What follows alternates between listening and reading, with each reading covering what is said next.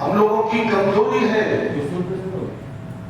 किसी अन्य के लिए कोई घर के बता दो, महाराज जान संकट में आ जाएगी कहने वाले, और हमारे ठाकुर जी को कार्टून बना करके दिखा दो तो भी हम कुछ नहीं कहते। भगवान देखेगा, तेरे साथ होगा उसे भी भगवान देखे, और भगवान के साथ में हो उसे भी भगवान देखे, तो तू क्या करेगा? तुम भी तो अपने ठाकुर के लिए समर्पण दिखाओ कि मेरे ठाकुर जी के लिए तुम ऐसा क्यों बोल रहे हो? अब बोलोगे तब तो आएगा, जब ज्ञान होगा सत्संग सुनेंगे कि ये शब्द क्या है, ये क्या बोल रहे हैं, तो उन्हें समझा कर सकते हैं ये ऐसा नहीं ऐसा। और आनंद आता है। ये दिव्य लीला जो श्रवण कराई, बच्चे हाथ जोड़ लिए, धन्य है गुरु जी। संत चोट रावण का सुनाया है, ठाकुर जी इसका उद्धार किए हैं। ये भगवान के गौलोक का सखा है। राधिका रानी के श्राप के कारण अशुभ होना है, आज इसकी मुक्ति हो गई। भगवान सखाओं के साथ में खेल रहे। कंस का भेजा हुआ प्रलंबासुर नामक असुर ब्रजवासी सखा का रूप बना के आया, बलराम को आकाश में उड़ा करके ले गए। श्री बलराम जी ब्रह्मासुर का उद्धार किए। आलवन के समीप में गए हैं जहाँ धैन का नामक असुर खर गधे का रूप बना करके रहता है। भगवान इनका उद्धार किए हैं। ये बात सुनी है अरिष्टासुर नामक असुर जो वृषभ साढ़ के रूप में रहता है, ये आया है ब्रज में उत्पात मचाता है। गोविंद इनका उद्धार किए हैं। ये बात तो मालूम पड़ी है। ब्रज के कोतवाल साहब कौन है? ब्रज का कोतवाल है जी केसी। क्या बात है, पीछे से आवाज आई। हम सोचते समाज की सो रहे, और पूरी कथा ध्यान से सुनते। कहीं कोई प्रसंग रह जाता तो बाद में पूछ भी लेते, गुरु जी वो कैसे था? पूछा कृष्णचंद्र की शॉर्ट फॉर्म केसी। केसी नामक दानव ब्रज का कोतवाल है जो घोड़े के रूप में रहता है। आए हैं भगवान जब इनका उद्धार किए। ये बात जब कंस को मालूम पड़ी तो चिंतित हो गई। गुरु जी का स्मरण किए हैं, नारद जी पधारे। नारद जी उपाय बताइए कि किसी प्रकार से कृष्ण बलराम को यहाँ बुला लो। यहाँ वो अकेले रहेंगे, तेरे असुर बहुत सारे रहेंगे, सब मिलकर के उन्हें मार डालेंगे। तो आपने अपने कोषाध्यक्ष श्री अक्रूर जी महाराज जो ब्रजवासियों के बड़े निकट हैं, नंद जी के बहुत समीप हैं, कृष्ण बलराम को लाने के लिए इन्हीं को भेजा। ये ब्रज पहुंचे हैं, यहाँ से ठाकुर को लेके आते। माँ यशोदा माँ यशोदा बड़ी दुखी है, ब्रजवासी दुखी है।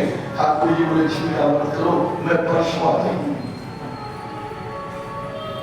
श्री राधिका रानी पधारे हैं। पूछिए आज आप जा रहे हैं? भगवान बोले हाँ श्यामा, आज मैं जा रही हूँ। सुनते ही श्री राधिका रानी तो मूर्छित हो गई। भगवान चेत कराइए। अपनी लकुटिया मुरलिया कमरिया श्री राधिका रानी को देख बोले ये ब्रज की विधि ब्रज में ही शोभा पावे। मेरी मैया बाबा मैया को जारी कर दे, किशोरी हम जा रहे हैं। मैं अपने ब्रज को, अपने ब्रजवासियों को, अपने मैया बाबा को आपके चरण शरणों में छोड़ के जा रहे हैं। इनके ऊपर कृपा बनाए रखी और जाना, कहीं मेरे वियोग में मेरी ब्रजवासी प्राण नहीं छोड़। अब आप ही इनकी रक्षा ठाकुर में जो विराजी प्यारे भाई दिन से हमारे ब्रजवासी वृंदावन वाले क्या बोलते हैं? राधे राधे राधे राधे।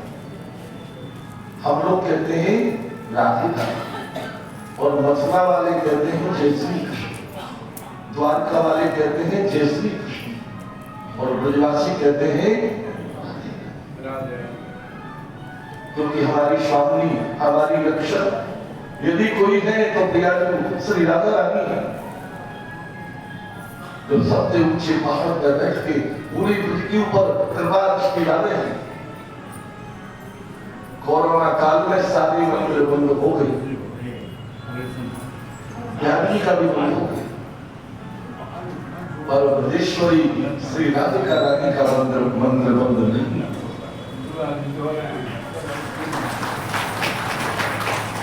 उसी प्रकार से भक्त दर्शन करने आते रहे, उसी प्रकार से सारी पूजा श्री जी की बराबर अनवरत चली।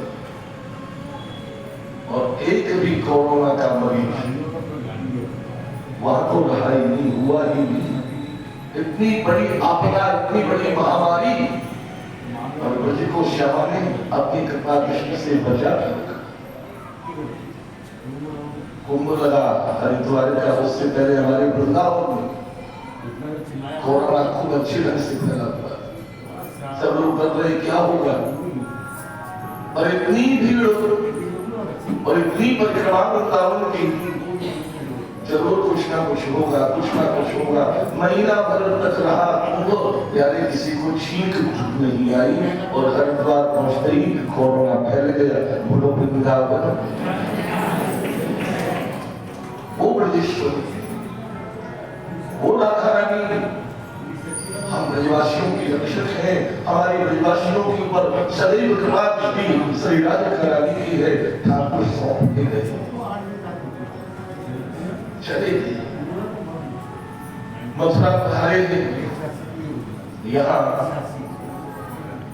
भगवान ने क्रूर जी को वास्तविक रूप में दर्शन कराए। यमुना मार्ग में विश्राम मिला है।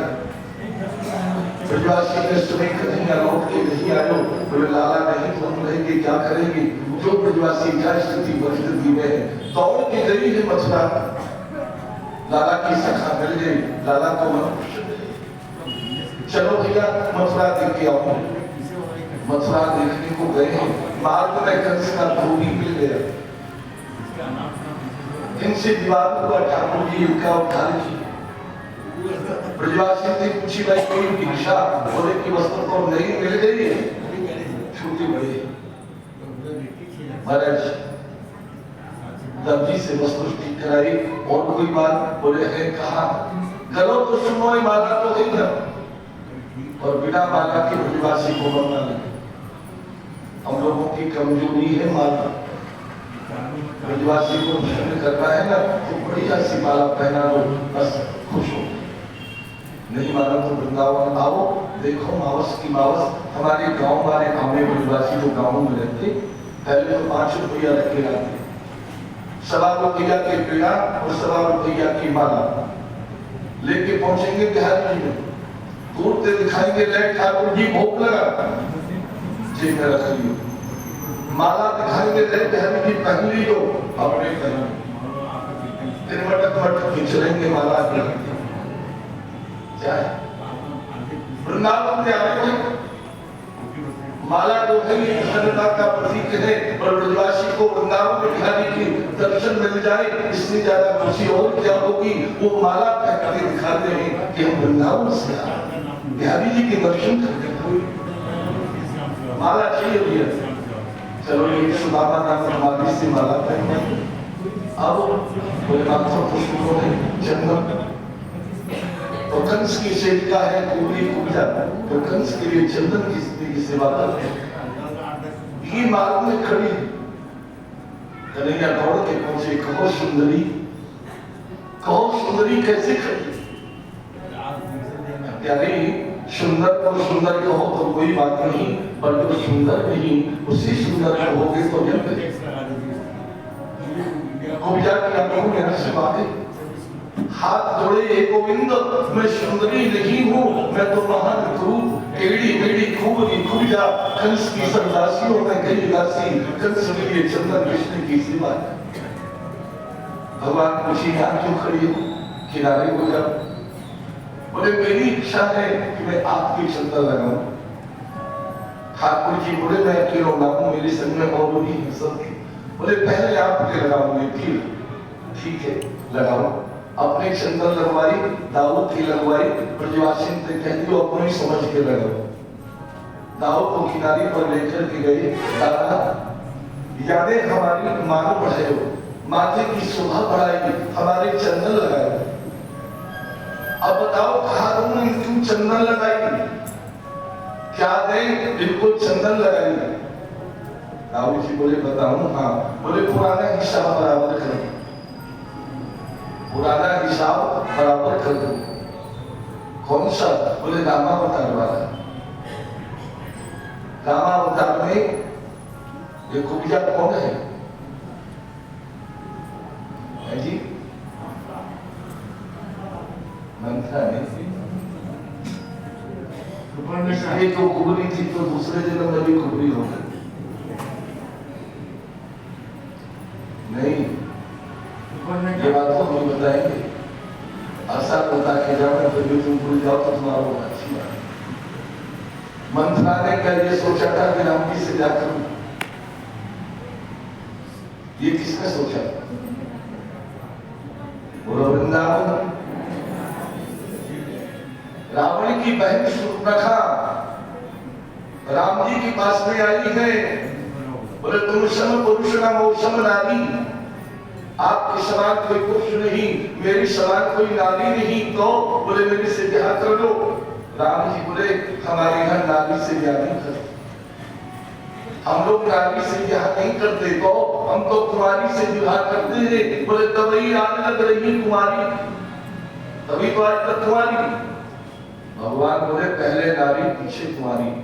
कौन है तू? बोले लंकापति रावण की बहन। तभी ये चक्कर है, हमारे यहाँ कुमारी से नारी तो होती है, नारी कुमारी नहीं होती। हमारे यहाँ नारी कुमारी नारी तो होगी, पर नारी कुमारी नहीं है। और विदेशों का तो कहना ही चाहिए। विवेकानंद जी जब गए विदेशियों ने मजाक किया, स्वामी जी बोले हाँ जी, भारतीय नारी तो मिट्टी का कुल्लड़, भारतीय नारी मिट्टी का कुल्लड़। स्वामी जी बोले यस, भारतीय नारी मिट्टी का कुल्लड़ और विदेशी नारी कांच का पात्र। क्या मतलब? बोले कुल्लड़ तो जिसके हाथ में जाता है उसी का होके रह जाता है, उसके बाद तो नष्ट ही होना पड़ता है। और गिलास को तो धो और पियो, धो और पियो, कितने हाथों की।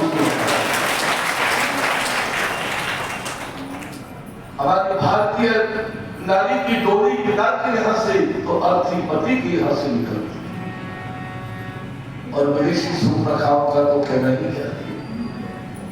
शूर्पणखा जिनकी नाखून सूप जैसी बड़े बड़े, अब थोड़ी थोड़ी हमारे यहाँ भी हवा आ रही है, देवियों में नाखून बढ़ाने शुरू कर दी। क्यों बढ़ाते हो भाई? ये कौन सी फैशन है? बड़े बड़े नाखून तो भूतों के होते हैं।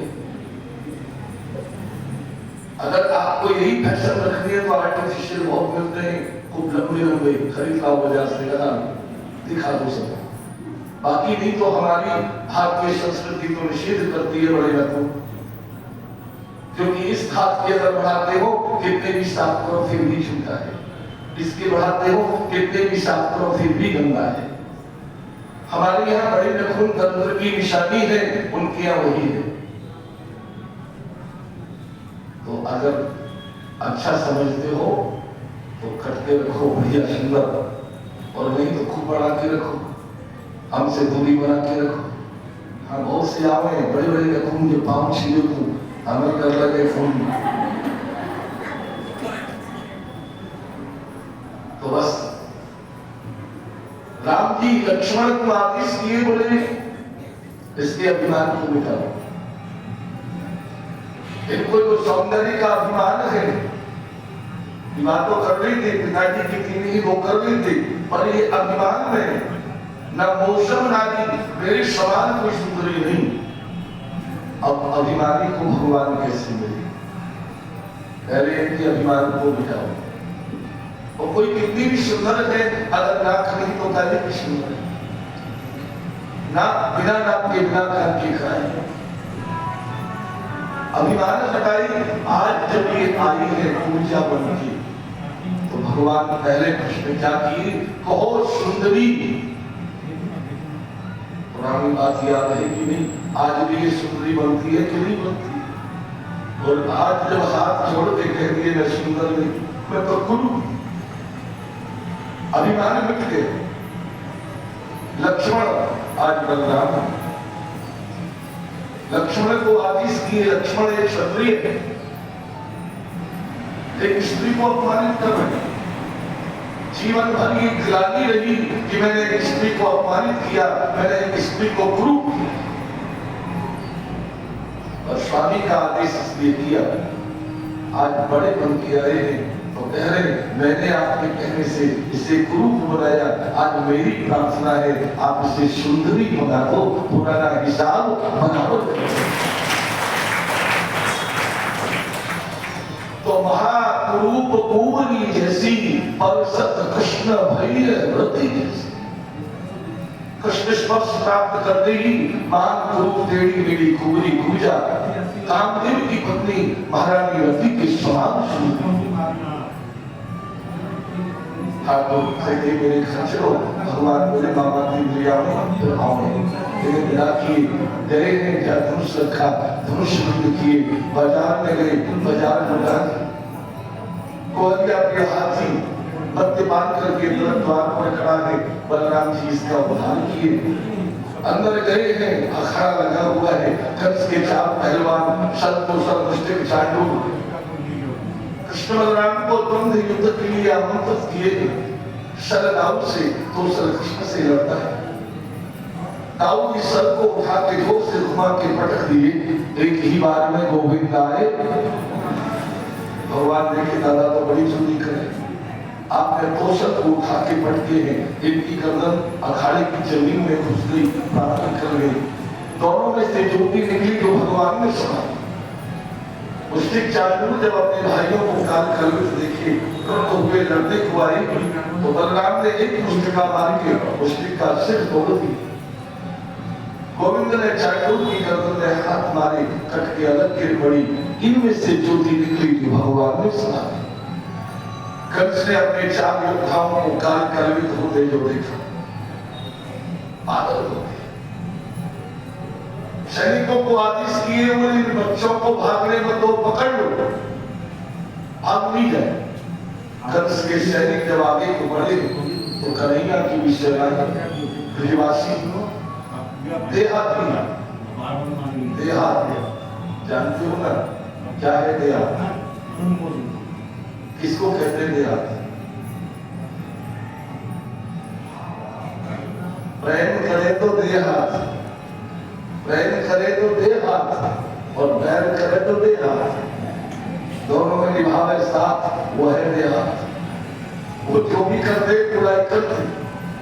बोले लाला ने आज ही के दिन के लिए तो माखन खवाए, दूध पिवाए, पीछे क्यों रहेंगे? खूब बड़े लंबे लंबे लट्ठ लेके अखाड़े में लड़ाई शुरू हो गई। कंस ऊपर बैठा है 14 हाथ ऊपर। लाला ने जो देखो एक छलांग लगाई, सीधे पहुंच गए कंस के पास। कंस ने कह रहे मामा राम राम, मामा राम राम। कंस ने देखी तू कैसे आए हो? तो तेरी तो कर, चलो चलो बच्चों का काम नहीं, जाओ। ठाकुर जी बोले हमें भी रुकने का शौक नहीं, दो बात कर दी है, तो पूछनी है, दो बात पूछो। चुटिया पकड़ ली कंस की, क्यों? तेने मेरी भैया देवकी के केस जाजी प्रकार पकड़ी। हाँ, तलवार उठाई, तेने मेरी माँ देवकी के ऊपर याजी प्रकार खंगू उठाई। हाँ, तू रखते रखते हाथ कट जाएगा। बड़ी चिंता हो रही है मामा को। एक बात और पूछनी है, वो शायद आप बता नहीं पाओगे क्या? बोले तेज पकड़ के रथ से नीचे मेरी माँ देवकी को तेरे ऐसे ही धक्का मारो, ऊपर से जो धक्का मारे तला खबा दे डाले, कभी ये नीचे कभी वो नीचे, कभी ये नीचे वो नीचे, ये नीचे वो नीचे, ये नीचे वो नीचे, तला खबा दे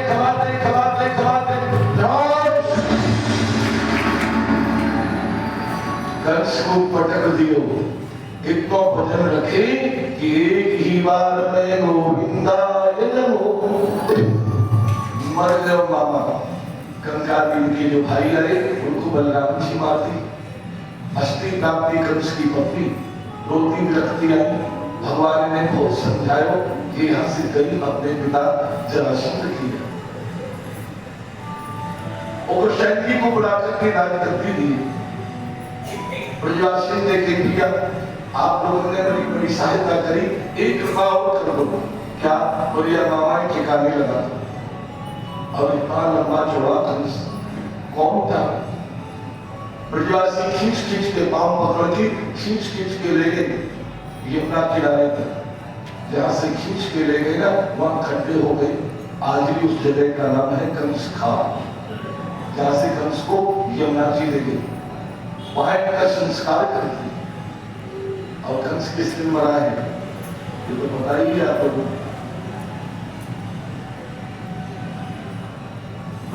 नहीं मालूम? रावण किस दिन मरा है? तो रावण दशमी को मरेगा तो एकादशी को मरेगा, वो भी दशमी को मरा है। अंतर एक महीने का है। अश्विन की दशमी को दशहरा को तो रावण मरता है और कार्तिक शुक्ल पक्ष दशमी के दिन कंस मरता है।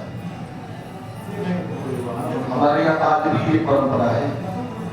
अक्षरनवमी के दिन भगवान ब्रज को छोड़ करके मथुरा गए। दशमी को कंस मारे, एकादशी को ब्रजवासी मथुरा से लौट करके आए। वो प्रक्रिया आज भी चलती है। हमारे यहाँ अक्षरनवमी के दिन वृंदावन वाले जो है सब मथुरा की परिक्रमा लगाने जाते होते हैं। मथुरा वृंदावन दोनों की जुगल जोड़ी। और एकादशी के दिन मथुरा वाले जो है वो आते ही वृंदावन की परिक्रमा लगा। और क्या बोलते आते हैं? कंसे मार धूल करे आए, कंसे मार धूल करे आए, मामा की मोक्षण नहीं आए।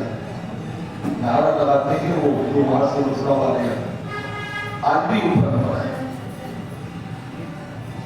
ठाकुर जी ब्रजवासी ने कही आप लोग चलो हम आवे, यह व्यवस्था बना के वसुदेव देवकी को बुला के सम्मानित किए, ब्रजवासियों को भेजेंगे। और एक ऐसी लीला कर दी। पहले चलते थे वो मित्र वगैरह जो आते थे ना, बड़े बड़े उनकी खाल के जो होते थे ऊपर, वो मंगाई और नंद जी होती है बाबा ये मैया को देते ये फूटेंगे, ये कभी फूटेंगे नहीं। मैं मोटे मटका फूट गए तो मैया ने हमको बहुत मार बांध दो मुखर से। अब ये कभी नुकसान नहीं हो तो मैया को अब काबू बालक मैया ऐसे डांटे कि नहीं ले जा। ऐसे शब्द आज जो बोले नंद जी के हृदय से पूछो क्या कितना आघात लगा। आज मेरा बेटा पढ़े हो गए, मैया ने कुछ कह दी तो लगा कि बुरी लग गई और मोह छुड़ा लो। देख तो मोह में तो ये बातें हो जाए। ऐसे ऐसे दिमाग नंद जी आ गए हैं ब्रजवासियों को लेके। वसुदेव जी देखिए बालक अपने बड़े हो गए, अभी पढ़े लिखे नहीं, तो कृष्ण बलराम को अवंतिका की शांतिपूर्ण के यहाँ अध्ययन करने को भेजे, जहाँ विद्वान बने हैं। आपके यहाँ सुदामा नामक ब्राह्मण से मित्रता हुई, जो सुदामा चरित्र आपको कल सुनाए। गुरु दक्षिणा के रूप में गुरु पुत्र को लेकर के आए हैं, जिसको 5 दिन में आवक असुर लेके गया। भगवान इसलिए लेकर के आए हैं यमराज के यहाँ से ला करके गुरु जी को गुरु दक्षिणा में लौट के मथुरा में आए तो मथुरा अधीश मथुरा अनाथ कहला। आपने अक्रूर जी को भेजे हैं पांडवों की सूचना लाने के लिए। हंसना अकेले बैठे हैं, ब्रज की याद आ रही है।